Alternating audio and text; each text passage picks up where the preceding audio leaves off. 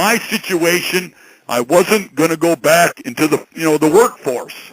Wasn't going to be a bartender or work at McDonald's or, be a gas jockey.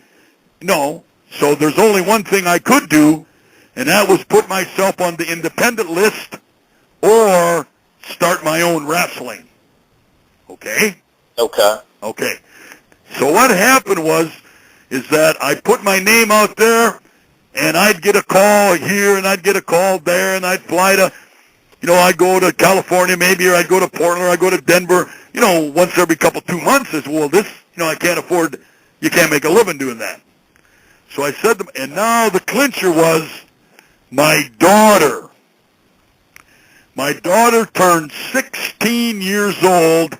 She was living with her mother. Okay. And she called me that summer and said, Dad, I'd like to try that wrestling. And I said, honey, it's a dirty business, and you're not probably ever going to get booked.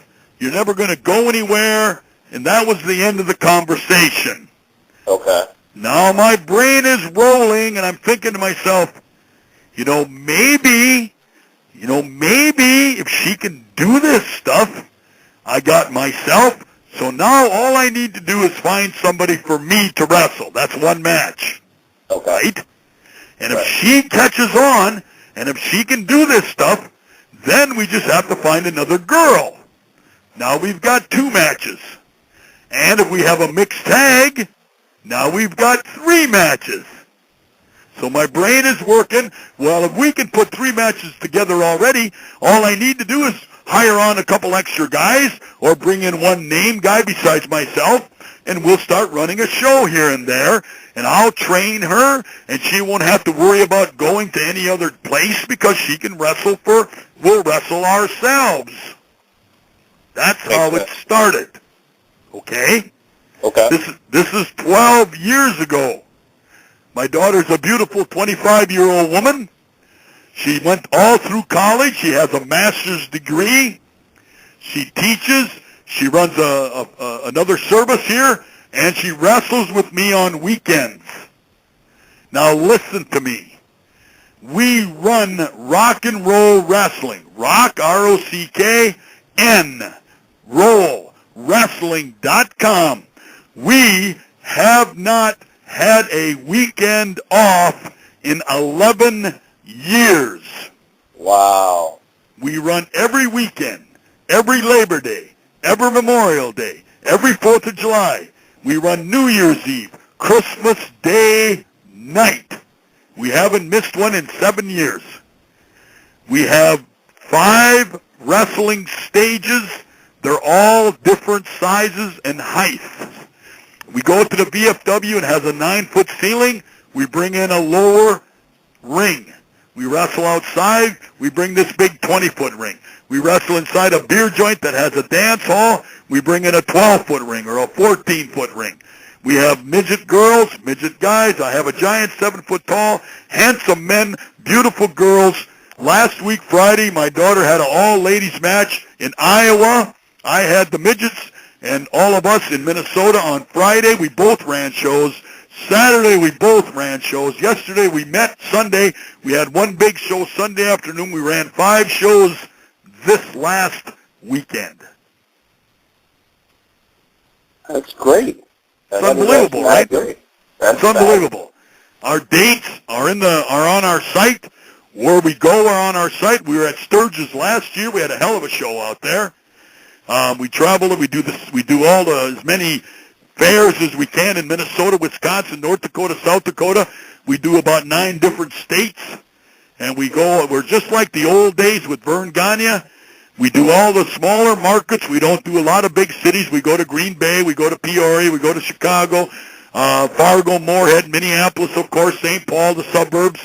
Now, they do have a big wrestling commission in Omaha, Nebraska, so we stay out of Nebraska because we don't want to deal with that stuff. Right. But other than that, I don't know if you have a God, but if you do, God has blessed us, or taken care of us here in the last few years. Like I said, I got 3 ring trucks. I have 5 rings. I got a big garage out here. I store everything. We don't have time for camp. We don't have time for anything. All we do is book and run shows. My phone rings off the hook, the guys that want to work, and gals, and all of that. Wonderful. Now, Thank I had you. a question. Go ahead. I'm sorry. Go ahead. All right. Now, he mentioned his daughter, and I believe I talked to her online, and she helped set up the interview. Now, does she work as a face or does she work as a heel? She's a heel. Wow. You can see her on the site. She has her own site. It's Heather Marie. She's the Virgin. Gets over big. We wrestle in these VFWs. You got 200 drunk guys, and she gets on the microphone, tells them there's not a man good enough in the building, and they all suck. You're all a bunch of perverts, boy, oh boy. They throw beer bottles at her and beer cans, and we got to fight to get her out of the ring half the time. She is, are you listening to me now? She is the best. She is the best. She is the best lady wrestler, villain, or heel, or bad girl, or whatever you want to call her. She is the best lady wrestler in the business. She's been wrestling with me in our company for 12 years. Now listen to me. Can you hear me now? I'm with you. She wrestles usually the lady. And somehow or another we let one of the midgets referee the match, and the referee gets her upset, so she boots the crap out of the referee, and then the referee the midget challenges her. So some bars in VFWs, when we have the little midget guy wrestling the Virgin, those people go crazy. So now she wrestles the second match. In one night, she wrestles the regular girl, then she wrestles the midget, and then sometimes we'll have the babyface midget, babyface girl, babyface Buck Zumhofe wrestle the Virgin, and the heel midget and the heel girl and the heel guy in a 6-man tag. So occasionally my daughter wrestles 3 matches in one night, and she does this about 140 to 150 times a year. Wow. Amazing. That's amazing. Yeah, it's more than it's unbelievable. And she gets on that microphone. You can see, you got to look at her interviews. She's got her interviews on her site, rockandrollwrestling.com, and you get onto YouTube, and then you can punch in whatever you want. You can see us or me or my old stuff, or you can see Heather the Virgin, Heather Marie the Virgin. You can see her interviews are on there. The whole works. Definitely. I'm very proud of my daughter because I know there's a lot of girls out there that, you know, they're trying their best to make $1, and we financially are doing, you know, we're not the WWE, you know, but for what we're doing very, very good, and I thank the good Lord for all of it, and we're doing fine. That's absolutely wonderful.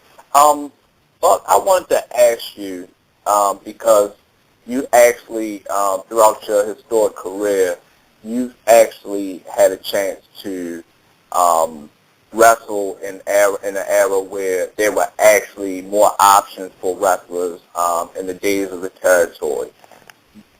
Do you think that there would ever be, not necessarily, well, I guess I could say, do you ever think that it would be a situation where you would see territories come back, or do you ever think that like a actual council like the National Wrestling Alliance could ever exist in today's time?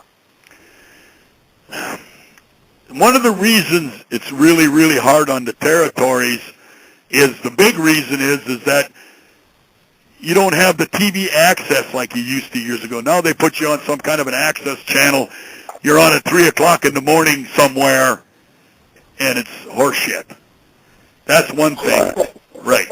And I really think that in a weird way, if the guys could get together a little bit, there is wrestling. I mean, every state has got 4 or 5 promotions. You know, I have a guy, for an example, who I wanted to use him, so I call him up and I say, hey, you know, like 3 weeks from now I got this show, and I was wondering if you were available. And you know, there's 3 or 4 of these, you know, backyarders, or I don't know what the lingo is, these guys that never went to camp, they learned how to wrestle from watching a pinball machine or something, or they learned how to wrestle by watching it on television. And these guys got a bed mattress or something, and they're going out there trying to put on wrestling shows. I mean, you actually even got to compete with these guys because they don't charge any tickets or God knows what they do. So, I mean, there are other promotions. So what I'm saying is that there is, when I go to North Dakota, I'm bucking some other backyard promotions out there. When I go to Illinois, holy balls, there's wrestling operations out there all over the place. Milwaukee's got wrestler guys. And a lot of the guys I know from years ago, they turned around and started their own. But the thing is the hustle, your name. I know I'm not going to lie to you. Buck Rock and Roll Zumhofe sure doesn't hurt our business any. No way at all. Yeah, the guy's name is Tom Miller, and Tom Miller calls up the VFW and say, yeah, my name is Tom Miller, and I run wrestling. And the guy says, well, Tom Miller, I never heard of you. He says, well, yeah, we only started a couple years ago. I call up the VFW, and I say, yeah, it's Rock and Roll Buck Zumhofe, and I hear him in the background going, it's who? It's Rock and Roll Buck. No kidding. You mean Rock and Roll from All-Star Wrestling? God dang it, I thought you were dead, blah, blah, blah, blah.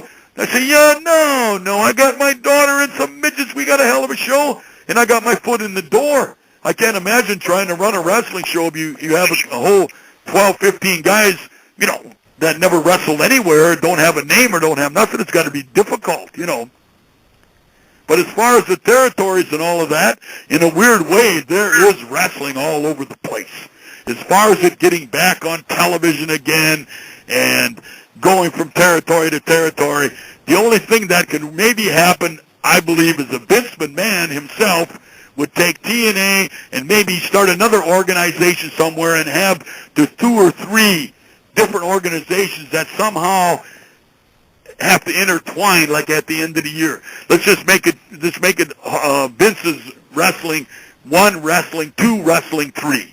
1 has a champion, 2 has a champion, 3 has a champion, but then there has to be a champion of champions. Something like that.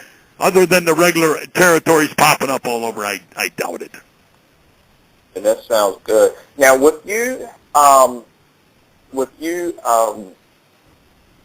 the great career that you had, and you've explained earlier that you definitely had to pay your dues, and it definitely wasn't. It was long. It was a long, hard, strenuous road, and you have definitely contributed in paving the way for the younger generation.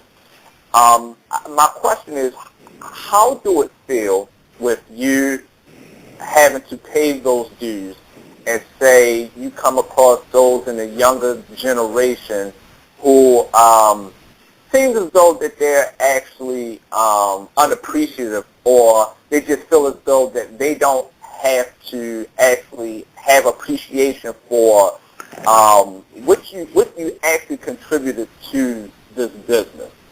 Well, I'm going to tell you a true story. Those kind of people actually weed out themselves. I had a girl, I wish I could think of her name. She actually wrestled for TNA for a little while, and I called her up, and I said, we're going out to Pierre, South Dakota, and then we're going to drive down into southern, into that, I don't know how good you know we're going to be Iowa and South Dakota and Minnesota kind of bump in the tri-state down there. So I said, we're going to go to South Dakota on Saturday night. Then we got like a 5-hour drive on Saturday to go down to that little corner down there by Iowa. And then we're going to come back, we're going to drive all night, Sunday night to get back home here